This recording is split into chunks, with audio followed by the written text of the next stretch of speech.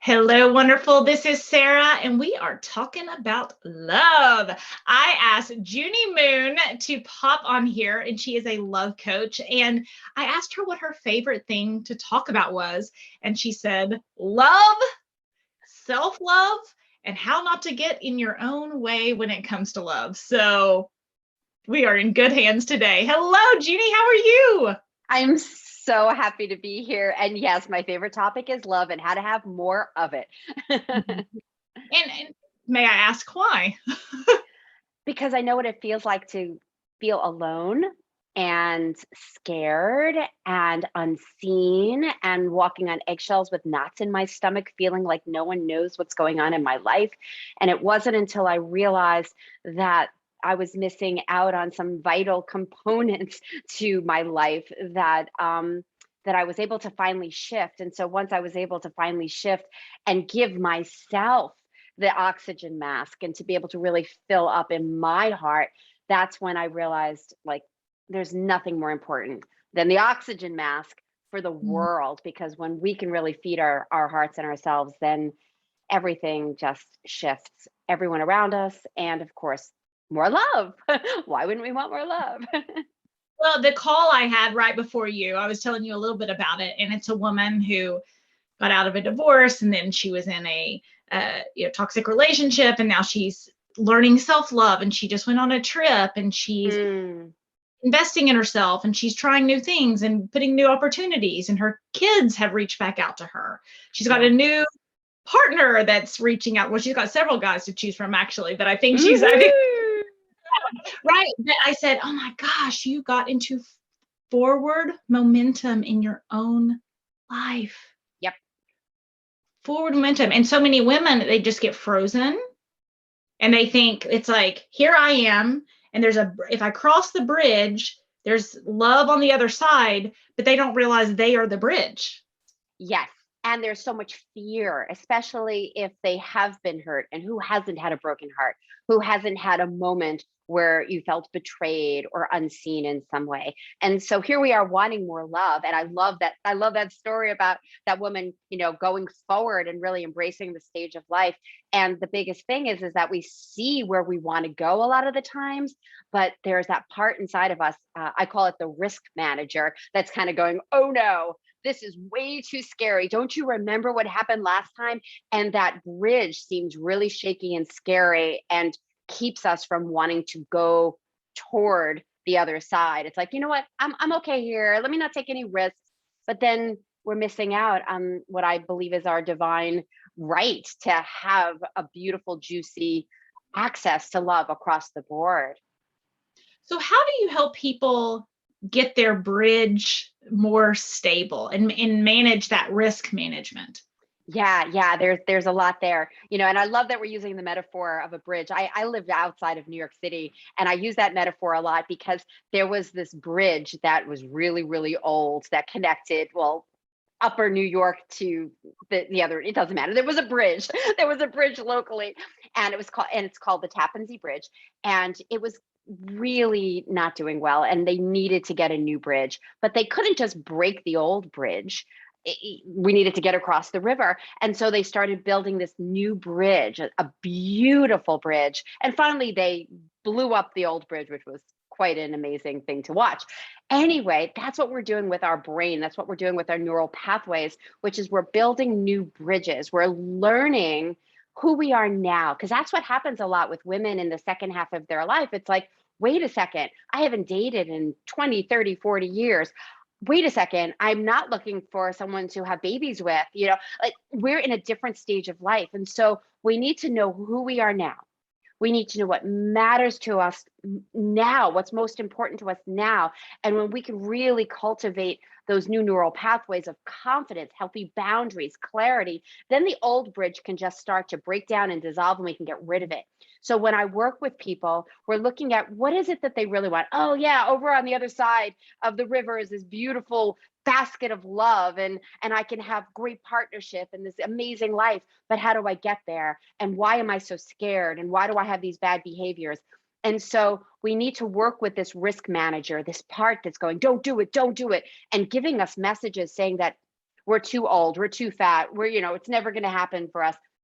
We need to get that part online and see that if it doesn't chill out, that we're going to have pain staying on this side of the river. And so I help people dissolve the old bridge by building new bridges to be able to feel confident and strong and enjoy the journey to love, more love. So if I had a magic wand and I could change something about humanity, Mm, I would want people to be afraid of what happens if they don't build a new bridge, or what yes. happens if they stay stuck, or because I think it's something in our brains, which our brains are designed to keep us safe, not to Yep. make us happy. We know that. Exactly. Yeah. There's a reason for our risk management, which is a good thing when it comes to not being hit by a car. Yes, exactly. Yes, we need it. We need to know that that part is watching out for us so that we don't jump in front of a car. Exactly. That's healthy fear. Yes, but sometimes we put the fear in the front seat when it belongs in the trunk, and then when it belongs in the trunk, we put it in the front seat. Like it's just, we're not using fear to our advantage. And Exactly. I think if there's always going to be a bridge and something on the other side. I'm very happily married. It's not about dating at this point, but there's always things. It's like, okay, I have to create a new version of myself, a new bridge to get to the other side, to grow, to achieve the next level of love, success, passion, personhood, spirituality, whatever it is. Like, no one gets a pass. Yes, correct. Yeah. And the thing, I love what you just said about, fear in the front seat, fear in the trunk. We want to be able to have control over our fear. We want to be able to dance with our fear. Some people will say, how do I get rid of my fear? And like, to your point, we need it. We need healthy fear. We need to be able to be mindful and not just go on any date or open up our hearts to just anybody. We want to be in the driver's seat. And so I'm a shadow worker. I help people see what they've lost access to, like their confidence, their healthy boundaries. I help them see the patterns that have continued through all these years and why they have it. But that's where most therapy ends. That's where a lot of most personal growth ends, which is just understanding, oh, well, my mom was this, my dad was this. No wonder fear is in the front seat. Well, that's the first step, is awareness. And then as a shadow worker, I help people not only identify this, but then shift it so they can take the reins back from that fear and be in control of that energy. Because as long as we are letting the old wiring, all the conditioning and all the beliefs in the background running our show, we are not in the driver's seat. And so when we shine a light on those shadows, those beautiful parts of you that have been shamed or hurt, or we got to this point where we're like, well, I better not express this part of myself because people will judge me, criticize me, I might get hurt. When we can suddenly go, wait a second, I'm in a very different place right now. I have new tools, or I will be getting new tools, and I have support. That's when things start to change, and we can update the risk manager to see who we are now, so it could go back into the passenger seat, and we could say, I'll ask for your opinion, but at the end of the day, I'm driving. Big change. As you were speaking, the example came up of when I was in college, right? And we just ate crappy food because we didn't have any money, and I was just practicing piano all the time. I was a piano major in my undergrad. And, I was just practicing piano and eating Snickers bars, and we'd eat chips for dinner. Most adults would not think that was appropriate because we outgrow that stage of our life. And at the time,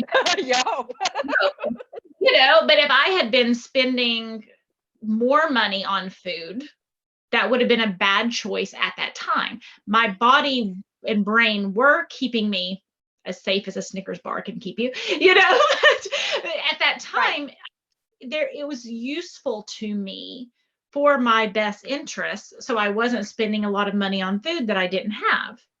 But fast forward, we won't say how many years later, that would be completely inappropriate if I was living in fear of like, oh, I can't pay for food, so I need to eat Snickers bars for dinner. Like that would be Right. incredibly inappropriate.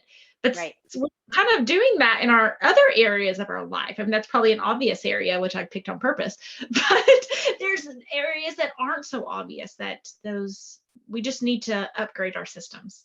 Yes, and I loved your example, and I'm going to add to that. When I was growing up, I was bullied Mm. terribly. So by the time I got to high school, I couldn't even raise my hand in class. I would write down the question, because if I even thought I would raise my hands in class, my heart would start to beat. I would start to sweat, and my stomach would be in knots. And the inner critic was telling me horrible things like, "Oh, you don't know the answer. You're going to just make a fool of yourself." So it shut me down. Was that a good idea? Absolutely. If I had one more moment of somebody mocking me, embarrassing me, making me feel like something was wrong with me, I don't know if I'd be speaking to you today, because it was so scary. So it worked for me back then. It was a strategy that the risk manager said, you know what? Let's kind of pull her back. Let's kind of keep her quiet. Let's not have her shine so brightly. It worked. But did it work in my adult life? No, I walked on eggshells. I was afraid to do presentations. I was an acupuncturist. Well, I still am, but I don't really practice anymore. But I was an acupuncturist wanting to do seminars and to invite new people into my practice and do talks. And when I tell you the terror of me being in front of people, it was, I couldn't do it. I was so scared because the old wiring stayed with me. Oh, I might be mocked. I might be embarrassed. And so I had to update my risk manager. My risk manager needed to see that if it kept me small and unseen and unable to express myself, bad stuff was going to happen, that I would be in pain and I wouldn't be successful. So with shadow work, which are specially designed processes, we're able to rewire the brain so I can do things like this. Like, I'm not scared at all right now talking to you. And you could say, hey, Junie, I have an event with 1,000 people next week. Would you come and jump on the stage? And I'd be like, oh my God, totally stoked. Maybe I'd be a little nervous, but healthy nervous, excited nervous, but not debilitating. Oh my God, what's going to happen? Where I'm in the audience judging myself. So old strategies worked for us. That is, like you said, our survival mechanism. It's supporting us to make sure that we're safe. But once we realize that old strategy is not keeping us safe in the way that we need to, in fact, it's hurting us, that's the game changer. Mm-hmm, mm-hmm. Oh, no, I love it. And updating my risk manager, that's going to stick in my head in a good way. Yeah. So Yeah. I always like to ask this question, and it's a silly question, but it's a question everyone always asks dating coaches and love coaches. Where are all the good guys? Yeah. Yeah. It's a great question. In fact, okay. I interview a lot of people on my podcast, and let's hope that you come on mine Yeah, as well. come on. And I was interviewing a very successful, well-known dating coach, and that was one of the questions I asked him. I'm like, people always ask me, where are the good guys? And he said, that's not necessarily the question to ask. It's looking at, what is your mindset and what are the steps that you're taking in your life. And the reality is, and I loved his example, if you were to, I don't know exactly what he said, but let's just say you go to your food market, and there's a lot of people in the market. How many people are going to be your one? How many people are you going to say, wow, there are some really great guys here? There are more people that are not going to be your fit than your fit. It is something like a needle in a haystack, and yet it's not. So let me just kind of back up for a second. So first of all, most people in general are not going to be your person. That's just reality. How many people are you going to be really attracted to and have things in common when you walk into a store? You might get lucky, but what are the chances? So we're looking at a pool of people, and inside of that pool of people are of 100%, maybe 10% are going to be someone you really want to talk to. 10% of people that are high quality, that can really match you in the way that you want to be matched. So where are the good guys? They're everywhere. They're everywhere. It's just we need to get aligned with what's important to us, know our deal breakers and deal makers. What are we looking for and what will we not accept? That's what I work with my clients is, who are you now? And then from that place, after unpacking the bags, that from that place, in an aligned place, you write your profile, you get your pictures, and you are going to be vibing with that energy of who you are now, because who you are being is going to attract that person that you're looking for way more than if you just throw something out there and hope for a hit. So we got to get clear inside.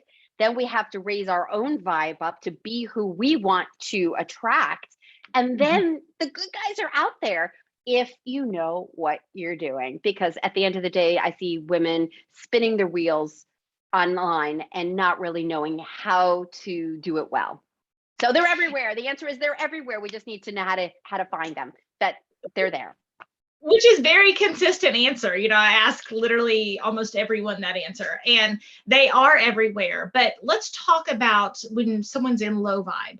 They've had dating discouragement, and they start to view dating as like, well, I'll just go on one more date, or I'll just find this, or I'll just this. So is that part of what you're talking about when you're saying you're not finding the right person, you're not doing it the right?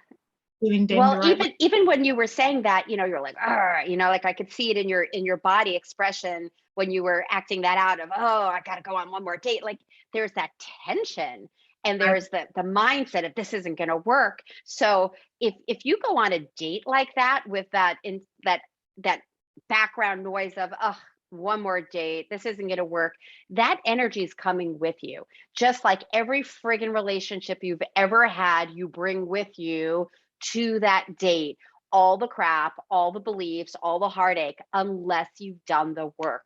So what do we have to do? I mean, I have a year program, my Midlife Love Mastery program, where we're unpacking, and we have all this luggage, this baggage that we're bringing with us. I want a new partner. And then, we bring the U-Haul of all the relationships.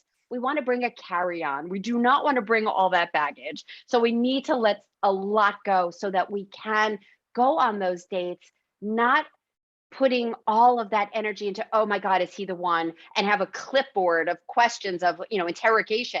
We want to be able to go feeling full and whole and happy just as we are, with the possibility that you might be meeting somebody that can add to your life, and to have fun on that date. Because at the end of the day, you're just meeting a stranger. This is somebody new. So go and have some fun and bring your best self forward. If you're coming from that place of, I'm exhausted, this sucks, this is not working for me, that's what you're putting out. And that's what you're going to get. You're probably going to attract other people that are riding that whole energy of this isn't going to work, or they're going to see you in that, or experience you in that negative energy. So we really need to shift inside. And that takes some awareness and some work. It's not like this long haul, but when I work with people, maybe in a month, 2-3 months after unloading a lot of this crap, they're excited to get out there because they're feeling more full and whole and excited at the possibility. Does that answer your question? Absolutely. So tell people where they can find more out about you. You could Google me, just Love Coach Junie Moon, and my website is coachjuniemoon.com. Junie. There's a lot of content there, podcasts and articles, as well as a freebie there, which is 7 Keys to Magnetize Mr. Right. Yeah, it's a guide to successful dating. So if you go to coachjuniemoon.com, you could actually grab that special guide and start getting really clear and amping up that vibe for you.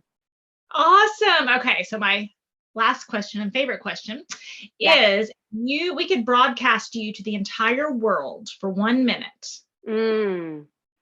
What would you want the whole world to hear? So something I just heard just a couple of weeks ago, and I'm just going to repeat that. And I think it was Maya Angelou, but I might be wrong, but I'm going to say, I think it was Maya Angelou who said, it's really selfish for us to not shine our light. And by not shining, and of course I'm totally changing whatever she said, but at the end of the day, if we're holding ourselves back and we're not expressing our truest self, our most vibrant, beautiful, authentic self, we're being selfish. We are not adding to this beautiful world our gifts. And if we're hiding our gifts, if we're hiding our expression, our unique expression, we're keeping people, we're not letting people see the best of us, and we're not adding that energy to the pool of humanity. And so to be selfless is to shine your light, to make an impact in the world, to make an impact on your family, your community. I mean, more than ever, we know that this world needs healing. And what we bring to this world is ourself. And if we leave our house angry, empty, frustrated, and dimming our light because we're afraid of what other people are going to think, that affects everyone and everything. So let's be that beautiful stone that we throw in the water of the world and let it ripple out in the greatest way. So be selfless by shining your light. That would be my answer to your question. I'm going to add something to it, because in the conversation I've had with other women about that, okay, if I dim my light and I say, okay, Junie, it's okay for you to shine. It's okay for you to brag about yourself. It's okay for you to look good. But if I do something to look good, then I'm a bad person. There's such an inconsistency and untruth to that. Yeah. You know, even where I see mothers posting, like, look how amazing my children are. But then if they say, they can't say anything nice about themselves. And I kind of say, at what age do your children expire? When your daughter graduates college, is that when she's supposed to stop? Like, it's okay to celebrate her until she's 22. But once she becomes married and becomes a mother, at that point, she only has permission to celebrate her kids, right? Like, when does your daughter expire? Yeah. And like, my daughter needs me to shine so she can. Yes.